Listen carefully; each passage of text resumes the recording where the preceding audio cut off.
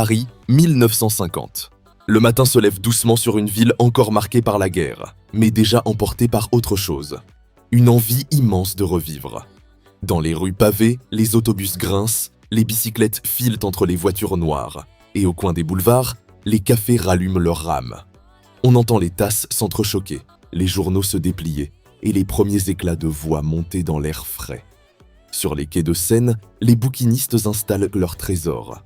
De vieux romans, des cartes postales jaunies, des souvenirs d'un Paris d'avant que l'on regarde avec nostalgie. À Saint-Germain-des-Prés, une autre agitation commence. Dans les caves enfumées, le jazz américain fait vibrer les nuits. On y croise des étudiants, des poètes, des peintres, des rêveurs, des femmes en tailleur sobre et des hommes au chapeau bien vissé sur la tête.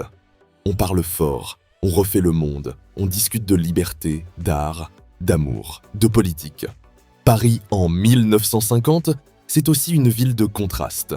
Il y a les élégantes vitrines de la rue de la Paix, les robes bien coupées, les parfums qui promettent un avenir plus léger, et puis il y a les logements modestes, les familles serrées autour d'une table simple, le charbon qu'il faut économiser, les souvenirs douloureux qu'on n'évoque qu'à demi-mot. La guerre est finie, oui, mais elle y habite encore les murs, les regards, les silences. Pourtant, la capitale avance. Les marchés débordent à nouveau de vie. Les halles battent comme un cœur immense au petit matin. Les ouvriers travaillent, les concierges observent, les enfants jouent dans les cours d'immeubles. Paris n'est pas seulement belle, elle est vivante, tenace, presque insolente. Et le soir, quand les réverbères s'allument et que la Seine attrape les reflets dorés des ponts, la ville semble redevenir éternelle.